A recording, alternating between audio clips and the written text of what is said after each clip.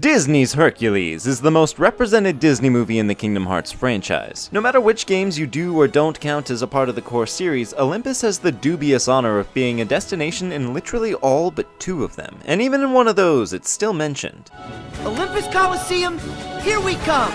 At this point, I'm past thinking it's Tetsuya Nomura's pet favorite. Although that would be valid, I'm convinced that the writers draw strong thematic relevance between it and the story they're telling. So over the course of this world, we're gonna try and figure out what that is. Before we do that, I want to address the Hierophant in the room and get this out of the way now. Despite some pretty clever parallels, Hercules is not a faithful adaptation of Greek myth. For starters, the name Hercules isn't even Greek, it's Roman, and for finishers, Zeus was far more likely to be the villain in any given myth than Hades ever was. However, this is the last I plan on mentioning those discrepancies. Disney tends to take a lot of creative liberties with their source material if they feel it's in service of the story they're trying to tell, and I have no more of a problem with that here than I do any of their other movies. I think the only reason they've got so much flack for it here is because Greek myths have arguably had a stronger influence on Western culture than any other works, unless you want to count the Bible, and even then, I'd say it's still pretty close these days. So the average audience member is far more likely to be familiar with the 12 Labors of Heracles than they are with something like the Snow Queen. And trust me, I'm no neophyte. I could happily tell you the difference between Leucotia and Leucothea, but if I take the time to point my little key arrow at everything Disney got wrong, we'll be here until the next golden age. Just look how long this intro's already gotten, for the god's sake. Before I forget, hello everyone and everything and all that jazz, but before we really dive into ancient Greece, we've got another Gummi ship route we definitely can't beat by literally just holding down the fire button, on which there is a new blueprint we can pick up, the Shiva. And I do want to mention at some point, these are considered heartless ships, but it's hard to tell if they're ships piloted by Heartless or if the ships themselves are monsters in the same way the Heartless are, or if these are just gummies that got corrupted by darkness, or what. But Shiva did go on to be a variant of Heartless in Kingdom Hearts Union Key, so the only conclusion I can draw is that these must somehow be the same species. Now as for our new setting, it's gonna be a bit different than Wonderland. The Coliseum here isn't a location we ever see in the movie. In fact, it's left fairly ambiguous as to which events from the movie have even transpired in this universe. But whether or not they have, we're arriving here significantly after the party. It's a cool little area though, to say nothing of the giant golden gladiators. If these are based on something from the movie, it's most likely this statue of Achilles, but there are also enough differences here that I'd be willing to accept they're just stock Greek warriors. We've also got this heroic dude standing with his majestic lion dog things. And down here at the base of the pillars, many depictions of similarly heroic pastimes. Swordsmanship, victory, mercilessly beating your opponent while he's down, struggling with stomach cramps. Despite the fact that leaving the world through this gate doesn't show us what's outside them, there is a fully modeled area out here, where presumably our Gummi ship is chilling right now. There are a couple treasures here too, a mega potion behind these pillars, and a pair of blue trinity marks at the base of these statues. One's got a mithril shard, and the other's got some puppies! Don't worry, we'll get to them. First I want to point out the fact that these chests don't just appear when we use the trinities, but fall downwards. And if you look up before collecting them, you can see them hanging out on the arms of the statues. I'll do you one better and show that if you Icarus your way up to them, they're still fully functional chests, which I wouldn't have expected. Of course, the best part of doing things this way is that we can still activate the Trinity and... Wow, look, nothing! Puppies 22 through 24 are somewhat significant. As our 4th batch, they net us a little reward from Pongo and Perdita. It's a shiny new cockpit for our Gummi ship. This time we got 2 pups hanging out on the couch, and the 3rd one took me an embarrassing while to find. She's hanging out next to the piano. This one on the couch is once again one we know the name of. This one is Penny. I'll be honest, she's not quite as much of a match as Pepper was, but I am still quite sure of it, as according to Square Enix themselves via the Kingdom Hearts Ultimania, Puppy 23 is Penny. So she has to be one of these 3, and this is the only one with spotted ears and no spots on her head.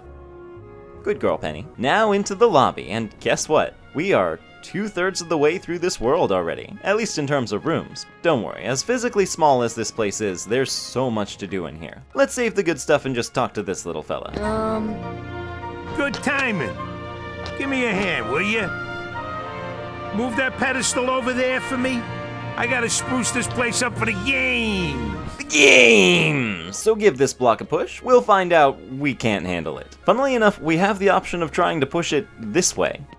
Sorry Phil, I couldn't push it through the wall. It must be because it's way too heavy. What? Too heavy? Since when have you been such a little... Oh, wrong guy. What are you doing here? So of course, this is Philoctetes, trainer of heroes, mentor of Hercules, voice of Danny DeVito, at least in the movie. Can I offer you a nice egg in this trying time? Here, he's voiced by Danny's sound-alike Robert Costanzo. This here's the world-famous Coliseum, heroes only. And I got my hands full preparing for the games, so run along, pipsqueaks. Who also played Phil in the Hercules TV show, which, thanks to this project, I now have watched. Synchronize sundials. Night, check. I was looking to see if there was anything obscure the developers may have pulled from when designing this world. I didn't find anything, but just so I don't feel like it was a total waste, here's the best joke in the whole show. The ancient Greeks delighted in sports of all kinds. The Pan-Hellenic Games, the Pythian Games, and some very famous games held every 4 years in the historic city of Olympia. Games so important that all wars ceased. So important that they continue even to the modern day. Games which we can't mention due to trademark restrictions. Heroes are coming from all over to fight ferocious monsters right here in the Coliseum. You've got heroes standing right in front of you. Yup, he's a real hero chosen by the Keyblade. And we're heroes too. Hero? That grunt? What's so funny? I fought a bunch of monsters.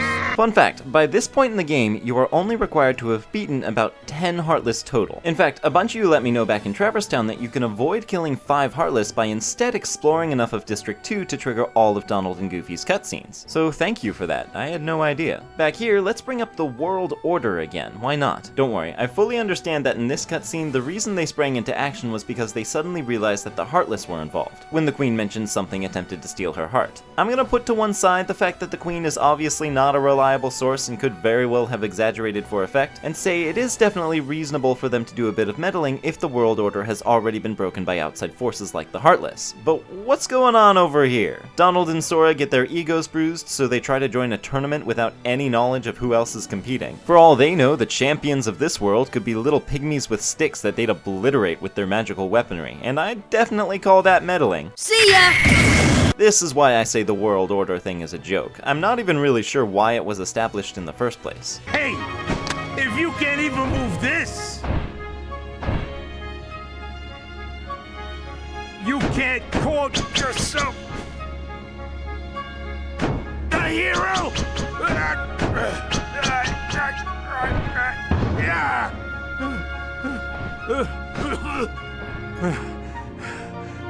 Okay, so it takes more than brawn. Well, let's see what you can do. That cutscene is a bit fragile. We can absolutely snap it into twigs if we talk to Phil, open Jiminy's journal, then push the block, and then kick off the cutscene. The game will just start cycling through its list of all possible text boxes, I think? This can desync some of the dialogue too, causing Donald to cut off Goofy's proclamation of Sora. Yup, he's a real hero chosen by the Keyblade. We're heroes too. That honestly fits even better, wow. I do consider this necessary for completion, as there's no other way for us to collect Dalmatians 0, 0, and 0, who, by the way, are found nowhere, nowhere, and nowhere. Be careful though, this can completely soft lock the game, so don't try this without saving first.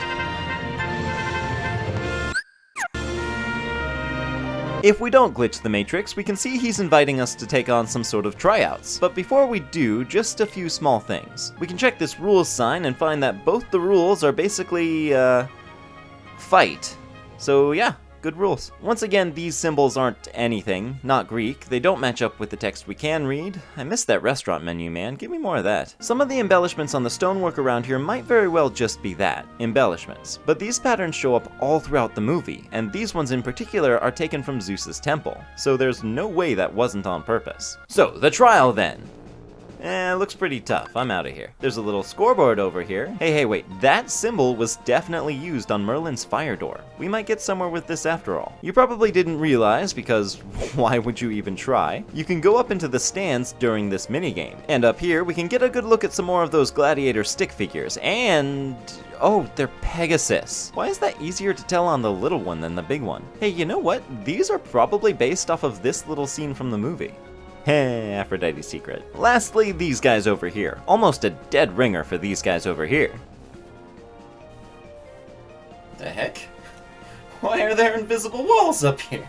They can't have known I was gonna do this. Maybe they accounted for the idea that someone might come back here later with better jumping capabilities and used the time to stack the barrels up on top of the bleachers. Side note, Sora has two completely unique animations for lifting barrels. One if it's on the ground, the other if it's on top of another barrel. This avenue was a dead end though, as we get our second instance of Sora's mighty stomp attack preventing him from standing on a pair of stacked barrels. The giant yellow shoe is mightier after all. That's more than enough goofing off for the moment though. Let's smash these barrels. These are incredibly easy trials. There's almost nothing to this. The second one has a lot more going on. Kind of, but giving us a full minute to pull it off. You can be efficient by knocking barrel A into barrel B with a well-aimed swing, but that's more for style points than anything else. So just for kicks, let's see if I can do it without even using the Keyblade.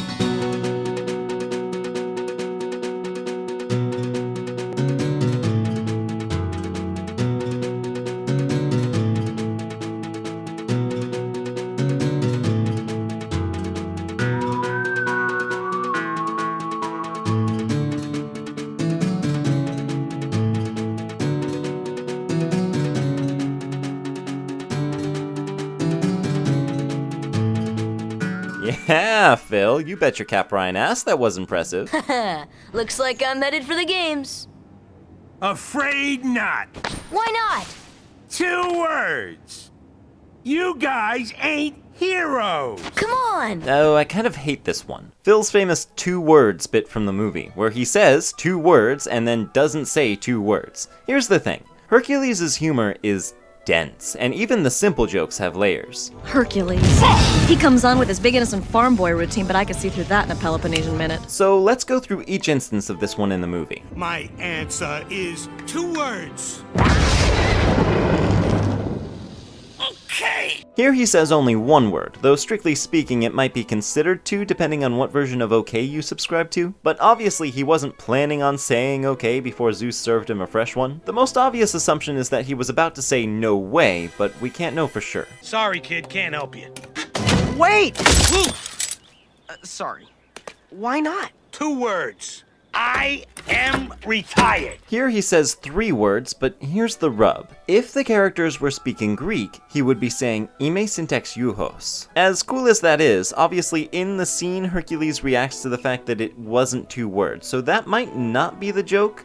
Let's put a pin in this. Skipping ahead now. Phil? What do you call that thing? 2 words! Scram! He says scram in Pig Latin, which is oddly placed for any number of reasons, but once again, scram in Greek translates to 2 words, fevgo grigora. There is technically one last instance, but it comes from Hercules, who it's safe to say isn't actually in on the joke. Phil, I got 2 words for you. Duck. There's probably not enough data to draw a conclusion, but either way, I don't think it's a stretch to say that the joke isn't just, haha, he said the wrong number, but that does seem to be all that translated into Kingdom Hearts. You guys ain't heroes! Come on! Now this right here is the main theme of Olympus going forward in this game. What does it mean to be a hero? But what is the measure of a true hero? Sora thinks it's beating a bunch of monsters. Donald probably thinks it's being famous. These are both things Hercules also mistook for true heroism. You haven't proven yourself a true hero. But Father, I've beaten every single monster I've come up against. I'm the most famous person in all of Greece. I'm an action figure. Yeah, alright, see, we're getting there.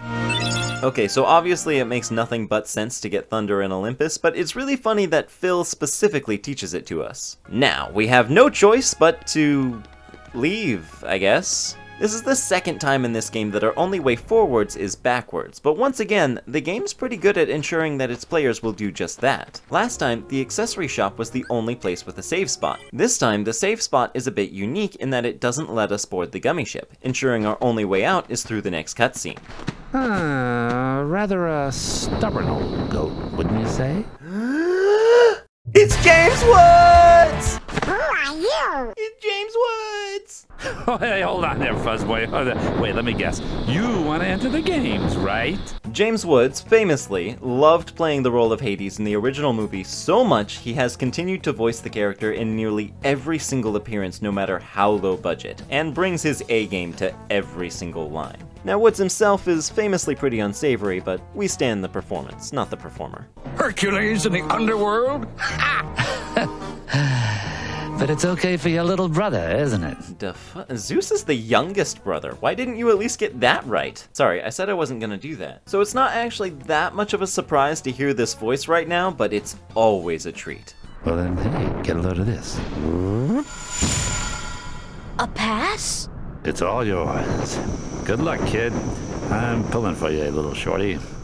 Hades is a duplicitous villain. Despite being enormously powerful in his own right, he barely touches Hercules in the whole movie, instead building his schemes on the backs of his minions, and the occasional bout of sweet talk, only showing his true colors once he's sure he's already won. So this little exchange is really cool. Whether you recognize him from his movie, or that shadowy cutscene, or I mean, hey, you could just, look at him, you know he's up to no good. But at this exact moment, it still feels like he's on our side. He gave us exactly what we wanted and didn't even give a hint as to what his ulterior motive might be. Put me on Team Hades. Checking these braziers indicates they can be extinguished, but if we try Blizzard, nothing. Kinda cool though, the game still reacts to you trying, and tells you Blizzard's not strong enough if you check again. It would seem the pass Hades hooked us up with is legit, so we're free to compete. So of course, let's say no. We get one of Phil's patented hero rules, another running gag from the film. Rule number 6, when rescuing a damsel, always handle with care. Now we don't know exactly how many of these there are, as we only learn a handful over the course of the movie, but the show gave us a whole load more. In fact, here, I made a list of all of them.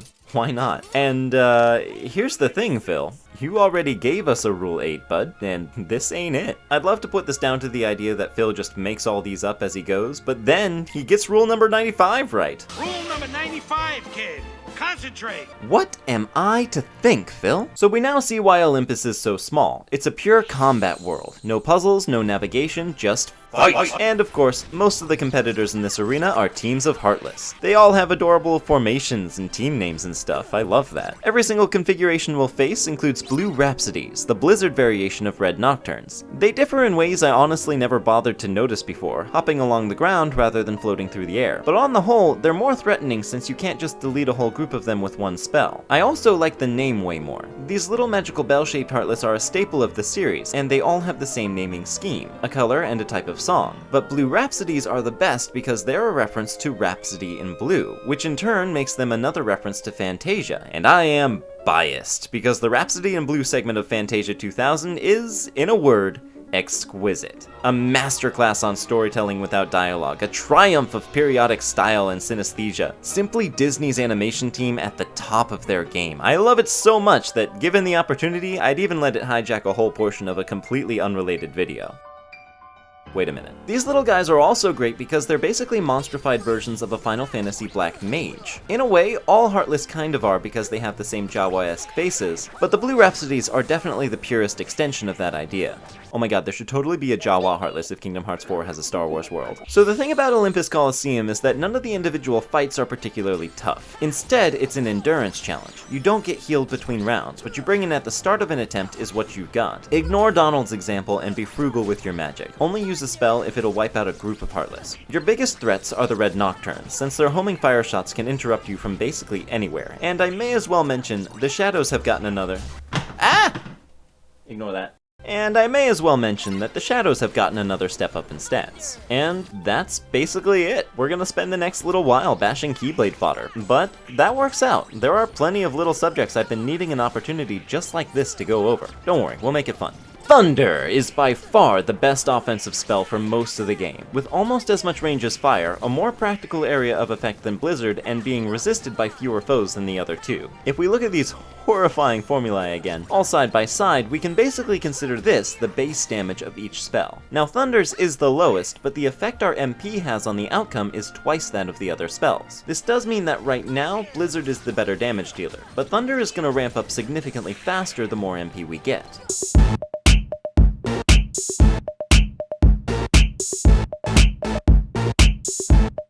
That one's gonna be tough to beat, I can tell by his sheer anime vibes. Next, let's talk weapons. Right now we basically have two choices each for our compadres here. For Goofy, we can either focus his defense or his offense. The stout shield's size is just as functional as it looks, making it easier to block some attacks.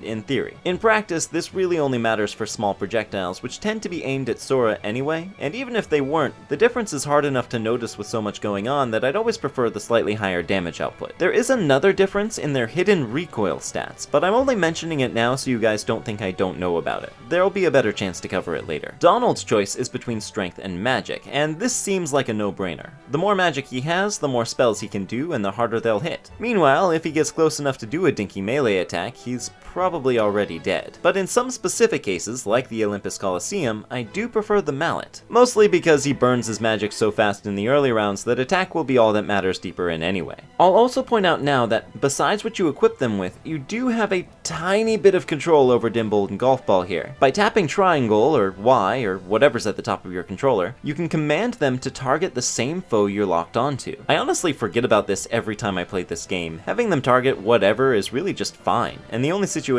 where you might feel the need to min-max like this are boss fights, where there's almost always only one foe anyway. So this mechanic is a bit vestigial. That little punk is your next opponent, okay? Now don't blow it, just take him out. Do I even need to explain who this guy is? Even if you've never played a Final Fantasy game, you probably already know Cloud Strife, the de facto face of JRPGs in the Western Hemisphere. And with a name like Cloud Strife, I probably don't even need to go into what kind of character he is. Sorry, but my contract says... I know! You think I don't know? I wrote the contract! I know it says you're only required to kill Hercules in this tournament. But you gotta fight that kid to get to him! Come on! Hey, it's like that old goat says. Rule number 11. It's all just a game, so let loose and have fun with it! Cloud is the main character of Final Fantasy VII, and I don't want to be too dismissive because y'all came and got me for doing Aerith dirty. In my defense, it was funny. Shit! But Cloud does have a really complex tale. I can't go into detail because it's pretty heavy spoilers territory, but there are a lot of insecure layers to his badassery that I quite like. He do be looking kinda snazzy though. While some elements of his design here do line up with his Final Fantasy original, he's also got this swooshy cape and these claws. The outfit is based on another Fantasy VII member named Vincent, this tormented gothic undead dude who wields flintlock pistols and shapeshifts into demons when he loses control.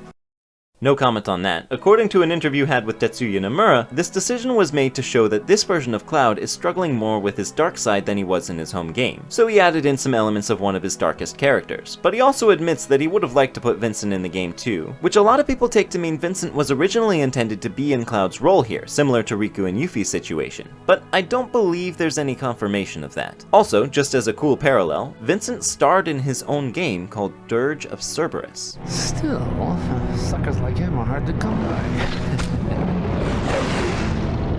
Last thing I want to touch on while we're smashing and bashing is victory animations. This whole combat gimmick is in itself a Final Fantasy reference, the way the enemies spawn in formation opposite our party, and every time we win, everyone on our side celebrates in a few possible ways. This shield rolling one is hysterical, cause how did you even do that? But most of these are very classy references. This one from Goofy looks like this one from Cat Shi in Final Fantasy VII. From Sora, we've got one referencing Cloud,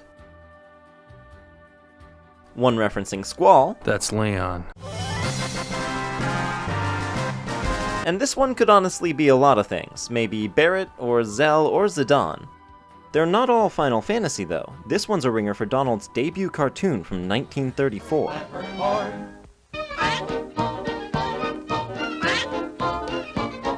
And Goofy does this exact trick in one of his cartoons from 1942. The rest of Donald's poses are a bit too generic to place, like this arm crossing one could honestly be anything.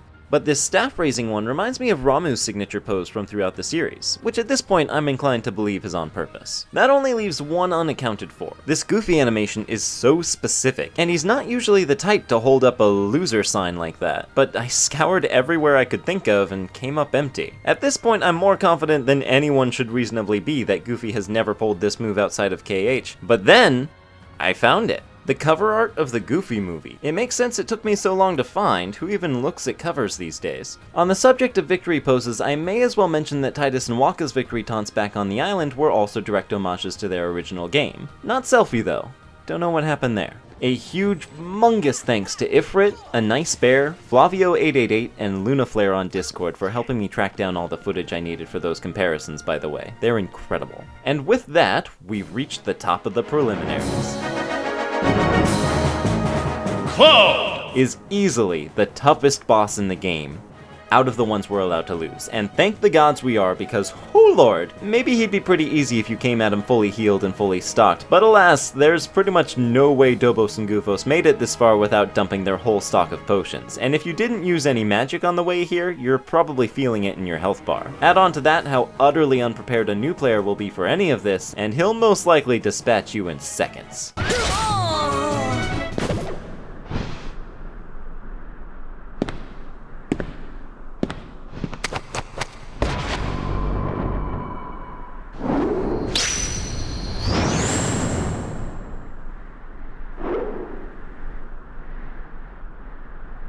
In a lot of ways, Cloud is really similar to Leon, and likewise, he won't flinch at most of your melee attacks, and can whip out his own scarily fast. His Sonic Blade attack has a pretty distinctive audio cue that you should basically take as a command to jump, and you'll be safe from that, but the real threat is Climb Hazard. Avoiding this attack is extremely hard, since its descent homes in on you lightning fast. Without guard, your only consistent means of avoiding the damage is to meet him in midair and block with an attack of your own. As you might expect, our game plan here is very similar to Leon, but without any cheese to fall back on. He's too dangerous in melee range, so keep your distance, and strike with a jumping attack anytime he takes to the air. If you have any magic left, Thunder does the most damage, so cut off as much of his HP with that as you can, and the rest is all down to how well you can parry. Finally, at about a quarter HP, Cloud will start using almost exclusively Sonic Blade, over, and over, and over. Dead. There's not much to do but wait this out. Let patience wear him down, and you should be okay. Gotta keep going.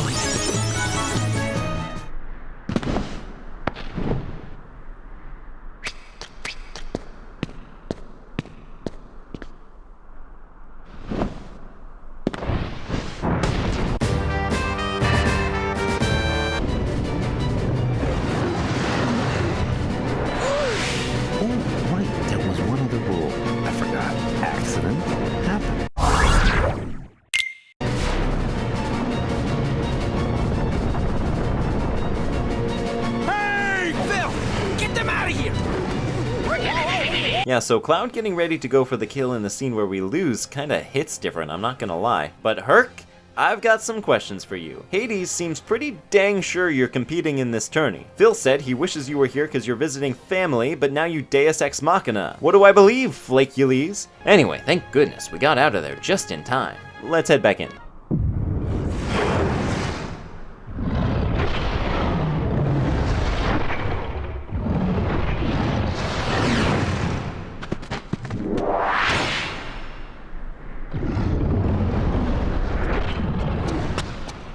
Kid, I got 2 words of advice for you. Attack!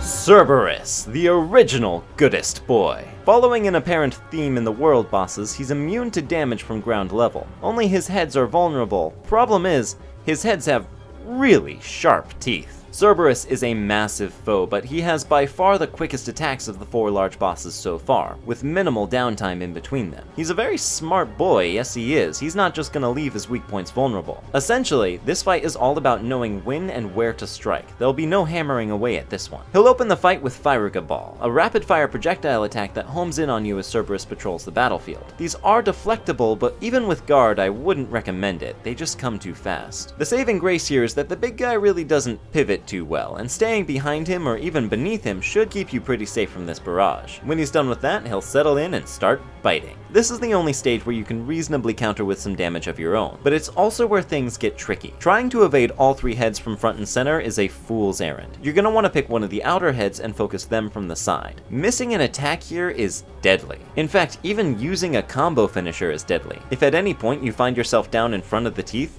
you're gonna suffer. So what we're gonna do is get into a rhythm of waiting for our chosen head to attack, getting in 2 hits only, and repeating. It's not fast, it's not glamorous, but it's safe. Similar to Cloud, we can hurry things along by casting some thunder, but this is our best bet for most of the damage. He'll always wrap up a bout of biting by rearing up on his hind legs and using his shockwave attack. Nothing much to this one, but it can't be blocked in any way. It's a heavy telegraph, so clearing the hitbox shouldn't be a problem. After that, the cycle will repeat. Fireballs, chomps, shockwave. He's pretty reliable in that way, yes he is, who's a good boy. But he'll mix things up once you've brought him down to near half his HP, and introduce his last attack, Shadow Rave. This is easily the craziest attack we've had to deal with yet. After spewing a load of dark gunk into the ground, we'll be assaulted by these dark eruptions for like the next 30 seconds, and they do a scarily good job of leading your position. They can't be blocked, only evaded, and then Cerberus will start using Firaga Ball almost immediately after instigating this attack. So now you've got to avoid the fires and the spires. Help! Oh gods, it even works out of bounds! Once again, try to stick behind Cerberus, and really serpentine your movement to trick the Shadow Rave.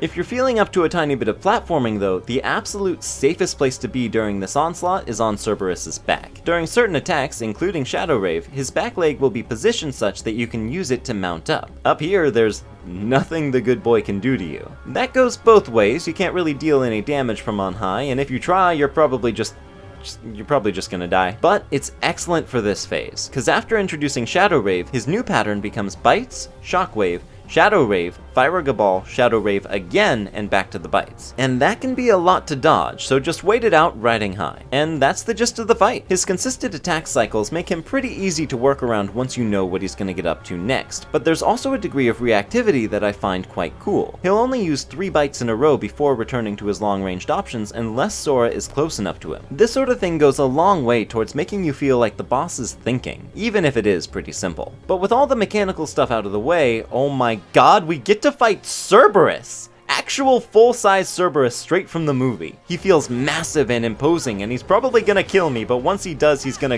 guard my soul so well, yes he will. This is such an amazing moment in Kingdom Hearts Legacy. Capturing the scope of a character like this and turning them into a fun boss fight is such a joy, and really keeps this game relevant as the only place you can go to get this exact thing. A monster from the background of your childhood come to life. Bravo, genuinely. Well done, Square. One thing though, I've always thought Cerberus's hindquarters looked more like that of a panther than a dog. I think it's the tail, it's so long.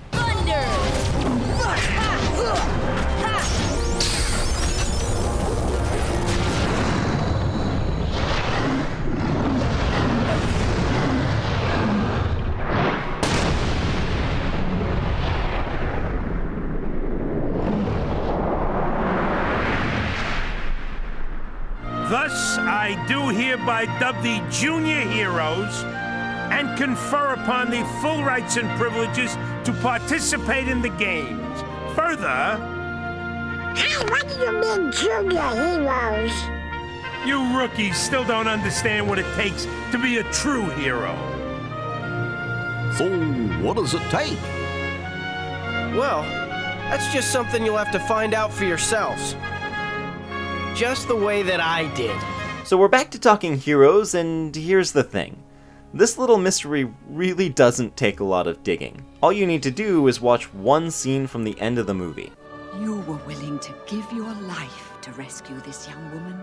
For a true hero isn't measured by the size of his strength, but by the strength of his heart.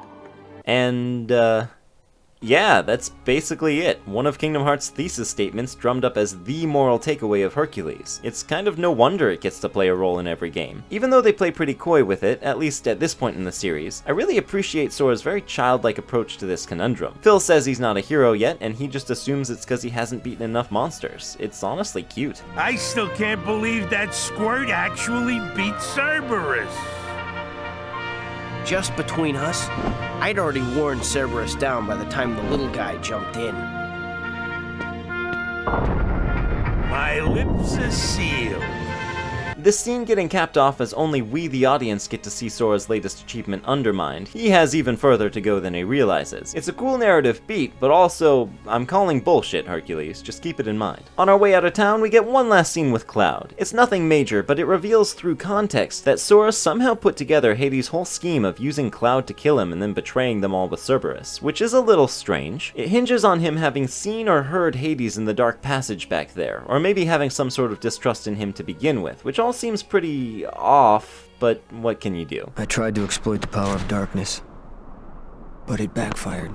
I fell into darkness, and I couldn't find the light. You'll find it. I'm searching too. For your light? Don't lose sight of it. How about a rematch sometime? Fair and square, no dark powers involved.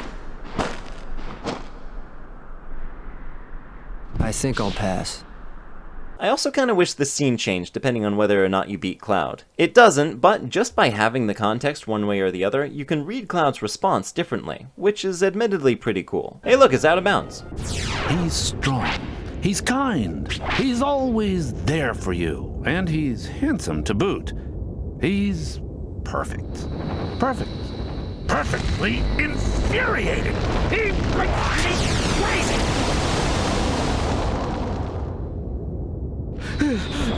Wait a minute. What are you worried about? All the pieces are in place. Relax. Whoa. Here's what you do. Let Hercules train the kid. In the next games, I'll take care of them both. Who invited you to the party? Stay out of this. This is my show. As you wish. Fight to your heart's content.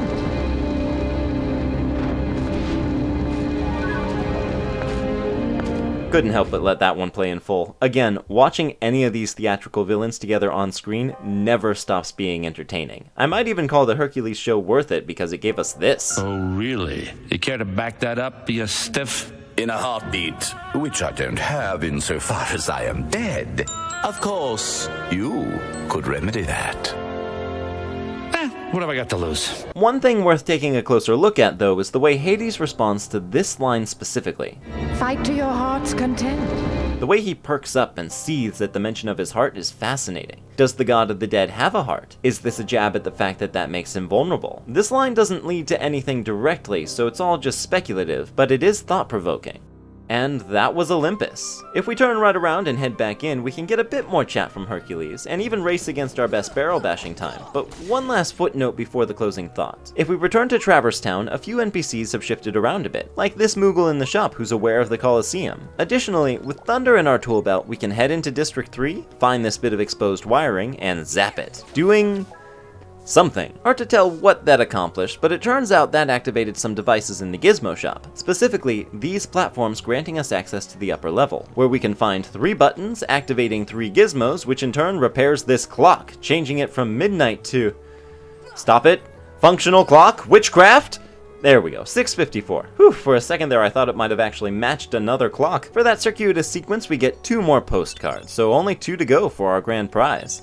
I bet we're gonna get it really soon. Now, Olympus Coliseum. A short and sweet world, no mistake, but we'll be back. I love how it balances against Wonderland, the most puzzly world against the most combative. If you're not much for this game's combat, it probably wasn't short enough, but even though it's not as nuanced or flashy as other games, I think this game's battles are a pretty fun time. You've got the right amount of control balanced against the commitments you make to attacking or dodging, and enough options at any given time that you never feel like you're at the system's mercy. On higher difficulties, it can be hard, even punishing at times, but never to the point of making me feel like any death wasn't my fault. It's up to you to watch your own 6 in these crowded encounters, to learn when to stop clicking attack and play it safe. It's satisfying, but I'll fully acknowledge it doesn't click with everyone. It can feel a bit ambiguous which context-sensitive attacks Sora is gonna do. His finishers have a lot of cooldown which can easily get you killed if you're not careful, and Donald and Goofy kinda feel like all they're good for is splitting the Heartless's attention. Now, generally speaking, I find the leveling curve in this game seems to be more or less less built around taking down every batch of Heartless you come across as you progress normally. If you keep that up, level grinding should be entirely unnecessary, but if for whatever reason you must farm XP in the early game, Olympus is the best place to do it. Simply challenge the preliminaries, let yourself lose before reaching Cloud, and repeat until you're satisfied. But the real thing of it is, Kingdom Hearts is a rare RPG where it's not really possible to be underleveled. Certainly, lower stats will make fights more challenging, but no encounter will ever be impossible. In fact, I'd say the main impact higher levels make on a playthrough are the abilities you gain. If you're comfortable with Sora's set of tools, nothing is insurmountable. Even at level 1, every boss can still be taken down in a matter of a few minutes once you know how to take them apart. And I'd call that a really cool aspect of any action RPG with a leveling system. So, now that we're through Olympus, you can feel free to simply avoid almost all the Heartless we see, so long as you're up to the challenge when a fight is required. Strictly speaking though, nothing we just did was required. Olympus is a fully optional world on the path to just beating the game. I definitely recommend stopping in for Thunder, but beyond that, it's up to you.